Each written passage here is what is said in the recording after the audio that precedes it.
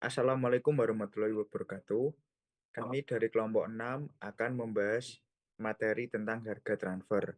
Sebelum itu, perkenalkan, nama saya Muhammad Gunawan dengan NIM 142 dan teman saya. Saya Eva Dwi Ramawati, NIM 442. Saya Tegar Ardiansah, NIM 533. Next.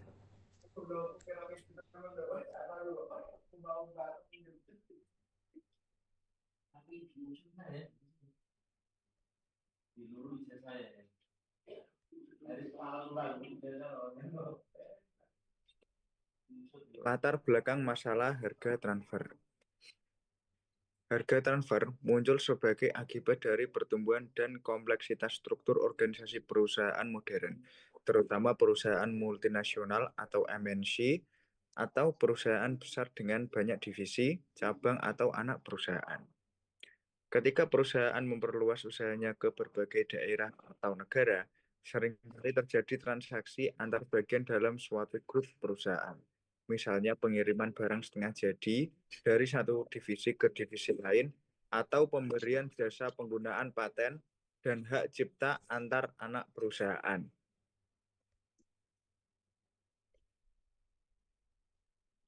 Pentingnya penentuan harga transfer. Harga tersebut mempengaruhi laba setiap divisi yang berdampak pada penilaian kinerja manajerial. Terus, harga transfer dapat mempengaruhi pajak yang harus dibayar, terutama bila transaksi yang berbeda dengan tarif pajak berbeda. Harga transfer juga berdampak pada alokasi sumber daya, motivasi manajer divisi, dan pengambilan keputusan investasi. Untuk yang selanjutnya, konsep harga transfer.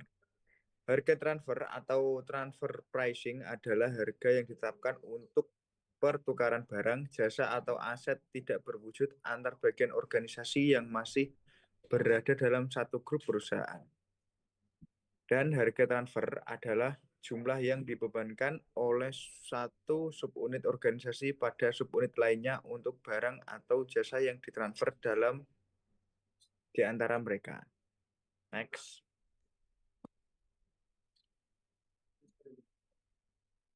Tujuan harga transfer. Tujuannya yaitu pertama, mendukung pengambilan keputusan yang efisien dalam perusahaan secara keseluruhan. Dua, menilai kinerja divisi secara objektif, memengaruhi peraturan perpajakan dan pelaporan keuangan yang berlaku. Untuk yang ketiga, memotivasi manajer divisi agar bertindak sesuai dengan kepentingan perusahaan induk. Untuk yang selanjutnya akan dilanjutkan oleh teman saya yaitu Mbak Eva Dwi Rahmawati. Silakan. Selanjutnya, masalah yang dirundingkan dalam penentuan harga transfer. Penentuan dasar harga transfer, apakah akan menggunakan biaya produksi, harga pasar, kepentingan antar divisi yang bertentangan. Divisi penjual menginginkan harga tinggi untuk meningkatkan labanya, sedangkan divisi pembeli menginginkan harga rendah agar biaya turun. Perbedaan tujuan manajerial dan organisasi. Keputusan terhadap regulasi perpajakan, terutama untuk transaksi antar negara, harus sesuai dengan ketentuan OECD, transfer pricing, guidelines, dan peraturan GJP di Indonesia. Alokasi biaya overhead dan intangible asset seperti hak cipta, teknologi, atau merek dagang yang sulit dinilai secara objektif. Selanjutnya, metode penentuan harga transfer. Yang pertama, metode berbasis pasar atau market-based transfer pricing. Harga transfer ditetapkan berdasarkan harga pasar eksternal yang berlaku. Kelebihannya objektif dan mencerminkan kondisi pasar yang sebenarnya. Kelemahannya yaitu tidak selalu ada harga pasar yang relevan, terutama untuk produk khusus. Dan yang kedua, metode berbasis biaya, cost-based transfer pricing. Harga transfer ditetapkan berdasarkan biaya produksi barang atau jasa yang ditransfer. Terdiri dari full cost method, full cost plus markup, dan variable cost method. Kelebihan mudah diterapkan apabila data biaya tersedia. Kelemahannya yaitu tidak mendorong efisien karena tidak mempertimbangkan harga pasar. Selanjutnya, metode negosiasi. Harga transfer ditentukan melalui proses negosiasi antar divisi penjual dan pembeli. Kelebihannya meningkatkan partisipasi manajer divisi. Kelemahan bisa menimbulkan konflik dan memakan waktu. Yang keempat, pajak internasional. CUP method, resale price method atau RPM, cost plus method atau CPM, transaction net margin method atau TNMM. Profit split method, metode pajak internasional. CUP membandingkan harga transaksi antar pihak yang berhubungan dengan harga transaksi sejenis antara pihak independen. Cocok jika ada data perbandingan yang jelas. RPM berdasarkan harga jual kembali barang ke pihak ketiga dikurangi laba kotor wajar. Umumnya digunakan untuk distributor atau pengecer. Harga transfer CPM, harga transfer ditentukan dari total biaya produksi ditambah margin laba wajar. Cocok untuk transaksi barang atau jasa.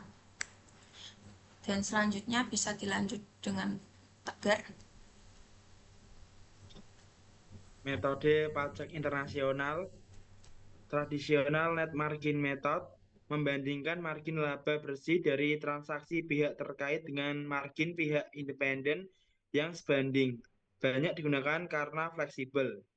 Profit split method, laba gabungan dari transaksi antar pihak terkait dibagi berdasarkan kontribusi ekonomi masing-masing pihak. Cocok untuk transaksi dengan aset tidak berwujud intangibles. Next. Masalah dalam penentuan harga transfer. Kesulitan mendapatkan data perbandingan yang relevan untuk menentukan harga yang wajar. Konflik kepentingan antar divisi yang ingin memaksimalkan laba masing-masing. Fluktuasi nilai tukar dan inflasi yang mempersulit perbandingan harga antar negara.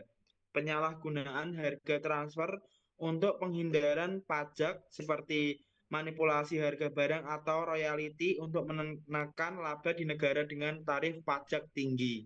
Next.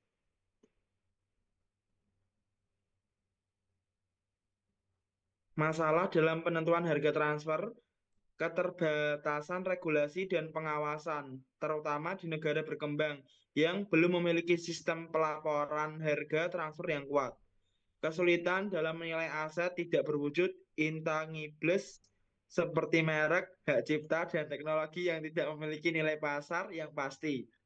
Perbedaan standar akuntansi dan perpajakan antar negara yang memicu interpretasi berbeda terhadap harga wajar. Next. Pengolahan harga transfer yang pertama membangun kebijakan harga transfer yang transparan dan terdokumentasi. Yang kedua, mematuhi prinsip arm's length. Yang ketiga, keputusan harga transfer harus dikaji bersama antar bagian keuangan, pajak, hukum, dan manajemen puncak. Yang keempat, melakukan advance price engagement dengan otoritas pajak. Yang kelima, perusahaan harus meninjau secara berkala apakah harga transfer masih sesuai dengan kondisi pasar dan kebijakan perusahaan. Next.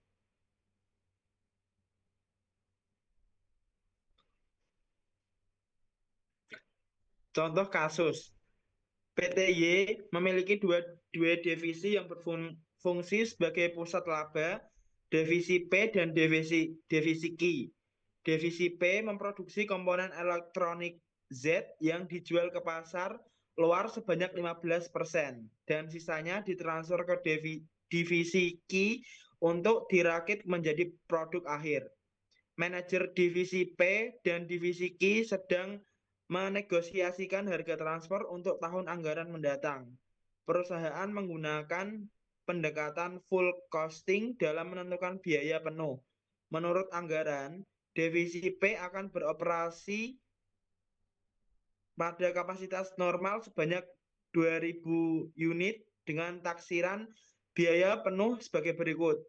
biaya produksi 400 juta, biaya administrasi dan umum 80 juta, biaya pemasaran 40 juta, total biaya penuh divisi P adalah 520 juta. Total aktiva divisi P diperkirakan sebesar 2 miliar dan laba yang diharapkan rate of return on investment adalah 15%. Diminta tentukan harga transfer per unit komponen Z menggunakan metode cost based transfer pricing dengan pendekatan full costing. Next. Jawaban. Perhitungan markup. Biaya administrasi dan umum senilai 80 juta, biaya pemasaran 40 juta, laba yang diharapkan 15% kali 2 miliar sama dengan 300 juta. Di total semua jumlah 420 juta, biaya produksi senilai 400 juta, dibagi presentasi markup sebesar 105%. Perhitungan harga transfer biaya produksi 400 juta, markup dari 105% kali 400 juta senilai 420 dijumlah menjadi 820 juta. Volume produk yang ditransfer sebanyak 1.700 unit dibagi dengan 820 juta, hasil harga transfer per unit senilai 482.353. Jadi harga transfer per unit komponen Z adalah 482.353. Kesimpulan dari materi tersebut: 1. Harga transfer adalah isu penting dalam akuntansi keuangan karena menyangkut penilaian kerja, efisien operasional, dan kepatuhan pajak. Jika dikelola dengan tepat, harga transfer dapat menjadi alat manajerial yang efektif untuk mengoptimalkan kinerja perusahaan secara keseluruhan. Namun, bila disalahgunakan, dapat menimbulkan konflik internal dan risiko hukum. Oleh karena itu, pemahaman mendalam, dokumentasi yang baik, dan keputusan terhadap regulasi perpajakan merupakan kunci utama dalam pengolahan harga transfer yang sehat dan transparan.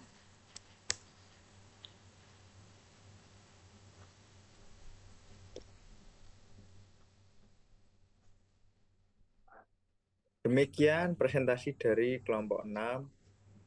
Terima kasih telah menyimak. Apabila ada salah kata, mohon dimaafkan. Sekian, terima kasih. Wassalamualaikum warahmatullahi wabarakatuh. Waalaikumsalam warahmatullahi wabarakatuh. Waalaikumsalam warahmatullahi wabarakatuh.